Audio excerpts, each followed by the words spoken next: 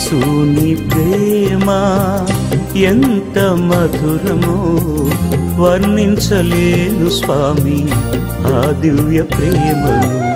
యేసుని ప్రేమ ఎంత మధురమో వర్ణించలేను స్వామి ఆ దివ్య ప్రేమను. భూదిగంతాల వరకు ప్రవహించుచున్నది కలువరిలో చూపిన వింతైన ప్రేమ. భూదిగంతాల వరకు ప్రవహించుచున్నది కలువరిలో చూపిన వింతైన ప్రేమ. యేసుని ప్రేమ ఎంత మధురమో.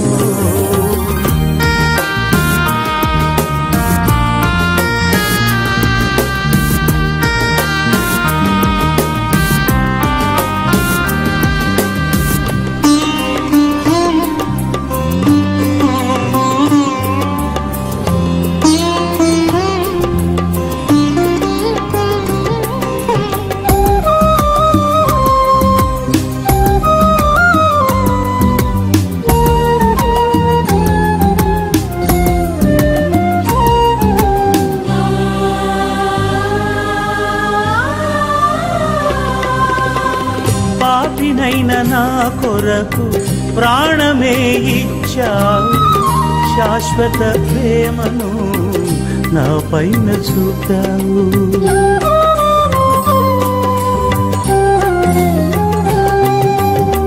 పాపినైన నా కొరకు ప్రాణమే ఇచ్చావు, శాశ్వత ప్రేమను నా పైన చూపావు. నా దీన స్థితి నుండి నన్ను పైకి లేపావు, రాజులైన యాజక గుంపులు నన్ను చేర్చినావు. నా దీన స్థితి నుండి నన్ను పైకి లేపావు, రాజులైన యాజక గుంపులు నన్ను చేర్చినావు. యేసుని ప్రేమ ఎంత మధురమో. మన ప్రభువును రక్షకుడైన యేసుక్రీస్తు పరిశుద్ధ నామములో ఎబెనెజర్ గాస్పెల్ టీవీ ద్వారా ప్రసారమవుతున్నటువంటి వాక్యాలను విని ఆత్మీయంగా ఎంతో మేలు అనుభవిస్తున్నారని నమ్మి ప్రభువును స్తుతిస్తున్నాను. ప్రియ సహోదరుడా, నీ ఆత్మీయ జీవితం ఎలా ఉంది? పరిశీలించుకున్నావా? ప్రతిదినము వాక్య వెలుగులో నీ ఆత్మీయ జీవితాన్ని పరిశీలించుకుని ప్రభువుకు ఇష్టమైన బిడ్డలుగా జీవించాలని ప్రభు అయిన యేసుక్రీస్తు నామములో మిమ్మల్ని అందరినీ బతిమలాడుకుంటున్నాను. ఈ దినాన ఒక ప్రత్యేకమైన అంశంతో మేము ముందుకు రావడం జరిగింది. మన పరిశుద్ధ గ్రంథంలో చూసినట్లయితే ధర్మశాస్త్రం ఉంది, చరిత్ర ఉంది, కవితలు ఉన్నాయి, ప్రవచనాలు ఉన్నాయి, సువార్తలు ఉన్నాయి, ఉత్తరాలు ఉన్నాయి, ఎన్నో పత్రికలు కూడా ఉన్నాయి. ఈ పత్రికలు కొన్ని సంఘాలకు రాయబడ్డాయి, కొన్ని వ్యక్తులకు రాయబడినట్టుగా మనం చూడొచ్చు. అయితే వీటన్నిటిలో ఒక ప్రత్యేకమైన ఉత్తరాన్ని బట్టి ఈ దినమున మనం ధ్యానం చేయాలని ఆశపడుతున్నాను. అది వ్యక్తిగతమైన ఒక ఉత్తరం. దానిని అపోస్తలుడైన పౌలు క్రీస్తు 61-62 మధ్య రాయడం జరిగింది. ఆ పత్రిక ఫిలోమోను పత్రిక. ఫిలోమోను కొలస్సీ నగర వాస్తవ్యుడు. అది ఫ్రుగియా దేశంలోని పట్టణం, నేడు టర్కీ దేశం. అది అనతోలి ప్రదేశం. కొలస్సీ పట్టణంలో ఫిలోమోను ఒక ధనిక భూస్వామి. ఫిలోమోను దేవుని యందు విశ్వాసం ఉంచి క్రైస్తవుడయ్యాడు. పౌలు ఎఫెసులో ఉండగా ఫిలోమోను అక్కడికి వచ్చాడు. పౌలు ఎఫెసులో తురన్ను అనే వ్యక్తి దగ్గర ఉండి అతని బడిలో బోధించేవాడు. పౌలు అక్కడ 2 సంవత్సరాలు వాక్య పరిచర్య చేశాడు. ఎఫెసులో పౌలు వాక్య పరిచర్య చేసేటప్పుడు అనేకులు వచ్చి విన్నారు. చిన్న ఆసియాలో లక్షల మంది ప్రజలు వచ్చి సువార్త విన్నారు. వారిలో ఫిలోమోను ఒకడు. ఫిలోమోను యేసు ప్రభువును తన స్వకీయ రక్షకునిగా అంగీకరించాడు. ఫిలోమోనుకు ఎందరో బానిసలు ఉన్నారు. వారిలో ఒనేసిము ఒకడు. ఆ రోజుల్లో బానిసలు తప్పించుకుని పోవడం పరిపాటి. ఒనేసిము పారిపోయాడు. ఒనేసిము రోమా నగరంలోకి వెళ్ళిపోయాడు. రోమాలో ఒనేసిము ఒక పరమసత్యాన్ని గ్రహించాడు. స్వతంత్రంలో బానిసత్వం ఉంది, కానీ బానిసత్వంలో స్వతంత్రం ఉంది అన్నదే ఒనేసిము కనుగొన్న పరమసత్యం. బానిసగా ఉన్నప్పుడు ఏమి తినాలి, ఎక్కడ ఉండాలి అనేది అతడు ఆలోచించలేదు. ఎందుకంటే అతని యజమాని అవన్నీ చూసుకునేవాడు. రోమాలో తలవాల్చుకునే స్థలము లేదు. ఆకలి ఉన్నప్పుడు పట్టెడన్నం దొరకలేదు. ఒకరోజు ఒనేసిము వీధిలో వెళ్తున్నాడు. ఒక ఆయన బహిరంగంగా బోధిస్తున్నాడు. ప్రజలు శ్రద్ధగా వింటున్నారు. ఒనేసిము జనం మధ్యలో దూరి ముందుకు వెళ్ళాడు. ఆ బోధకుడు సంఖ్యలతో బంధింపబడి ఉన్నాడు.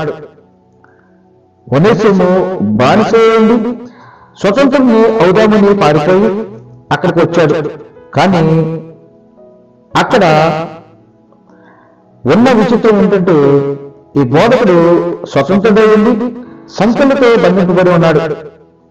బానిసగా ఉన్న ఒనేసిముకు ఏమీ లేదు,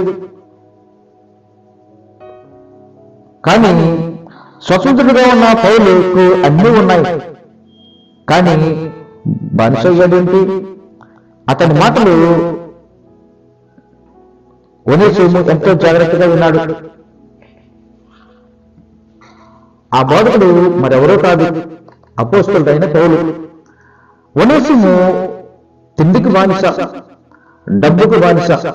ప్రియ సహోదరుడా, మరి నీవు దేనికి బానిస?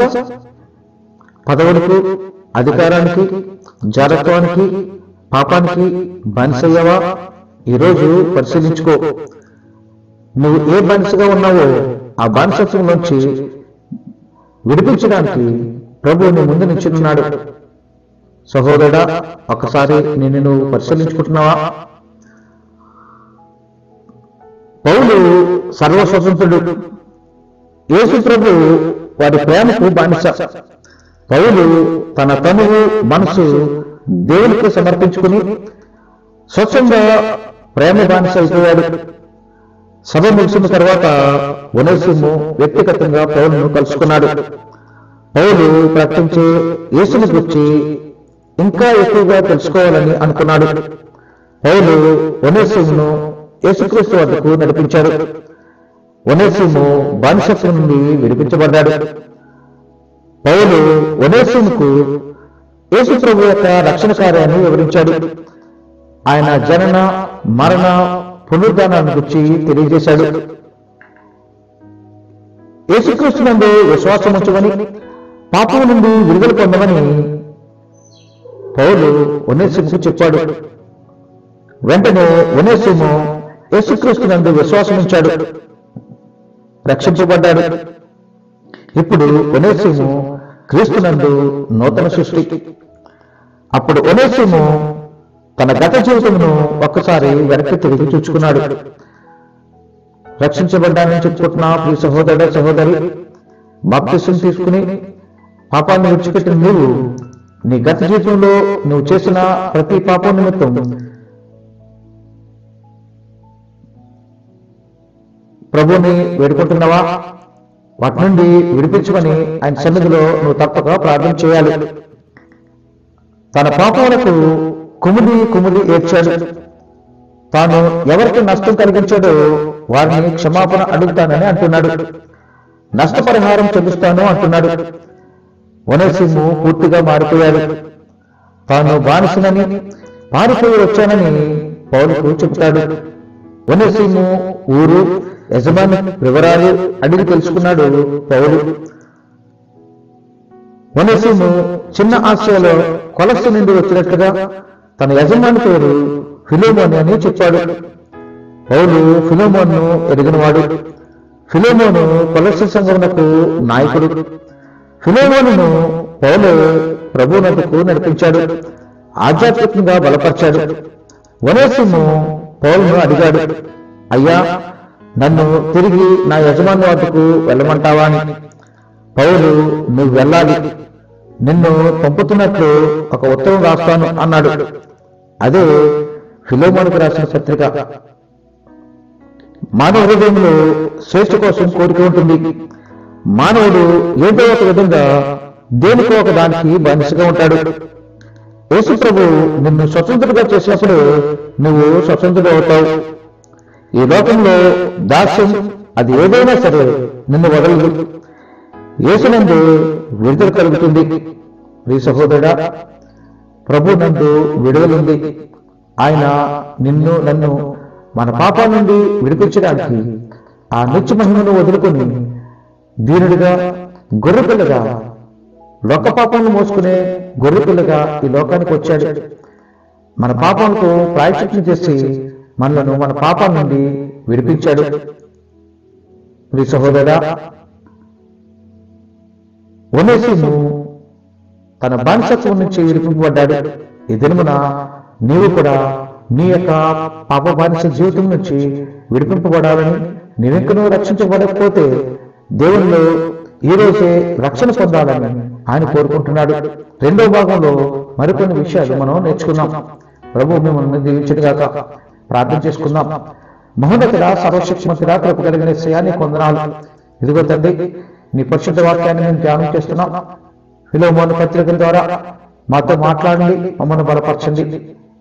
ఈ వాక్యం వింటున్న దినులలో ఇంకొన్ని ఎవరైనా డబ్బుకి, పదవులకి, పాపానికి, వ్యభిచారానికి, జారత్వానికి, ప్రభువా, ఈ లోక స్నేహానికి బానిసలైపోయినట్లయితే ఈ దినముని వారి యొక్క బానిసత్వం నుంచి బయటకు రావడానికి సహాయం దయచేయండి. వారు స్వతంత్రులుగా నిన్ను స్తుతించడానికి, నిన్ను మహిమపరచడానికి, నిన్ను గణపరచడానికి శక్తిని దయచేయండి. వారి కుటుంబాలను దీవించండి. వారు కలిగిన ఉద్యోగాలను, చదువుల్లోనూ, వ్యాపారాల్లోనూ, వారి పనిపాట్లలోనూ వారికి తోడుగా ఉండి నడిపించండి. అన్ని దర్శించి నడిపించమని అడుగుతున్నాను. నీ కృపా కాపుదల దయచేయండి. నీ పరిశుద్ధాత్మతో నీ బిడ్డలను బలపరచండి. ఎవరైతే జన్మదినాలు, వివాహ దినాలు జరుపుకుంటున్నారో ప్రతి బిడ్డను ప్రభా దీవించి ఆశీర్వదించండి ప్రభా. వారు నూతన సంవత్సరంలో నిన్ను మహింపరచడానికి, నీతో అంటగట్టబడి వారు నీకు సాక్షులుగా ఉండడానికి కృపను అనుగ్రహించమని, నీ పరిశుద్ధాత్మ శక్తి వారికి, వారి కుటుంబాలకు అనుగ్రహించమని, తండ్రి ఉద్యోగాల కొరకు, గర్భఫలం కొరకు, వివాహాల కొరకు ఎదురు చూస్తున్న ప్రతి బిడ్డను మీరు జ్ఞాపకం చేసుకుని వారికి మీ కార్యం జరిగించమని, ఈ దినమున వచ్చే ప్రతి పనిలోనూ తోడే నడిపించమని యేసునామమున అడుగుచున్నాం తండ్రి, ఆమేన్. మన దేవుని ప్రేమ, రక్షకుడైన యేసుక్రీస్తు కృప, పరిశుద్ధాత్మ సహవాసము మీ అందరికీ తోడేండును గాక. ఆమేన్. నీతిహీనుడైన నన్ను ప్రేమతో రక్షించావు, నా పాప రుణములను కలువరిలో తీర్చావు.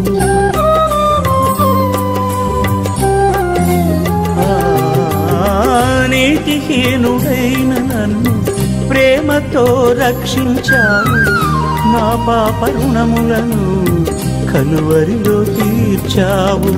నింగి నేల మారిన గాని మార్పులేని ప్రేమ నీది, ఊహకే అందనిది యేసయ్య నీ ప్రేమ. నింగి నేల మారిన గాని మార్పులేని ప్రేమ నీది, ఊహకే అందనిది యేసయ్య నీ ప్రేమ. యేసు నీ ప్రేమ ఎంత మధురమో వర్ణించలేను స్వామి ఆ దివ్య ప్రేమను. యేసుని ప్రేమ ఎంత మధురమో వర్ణించలేను స్వామి ఆ దివ్య ప్రేమను. భూదిగంతాల వరకు ప్రవహించుచున్నది కలువరిలో చూపిన వింతైన ప్రేమ. భూదిగంతాల వరకు ప్రవహించుచున్నది కలువరిలో చూపిన వింతైన ప్రేమ యేసుని ప్రేమ ఎంత మధురమో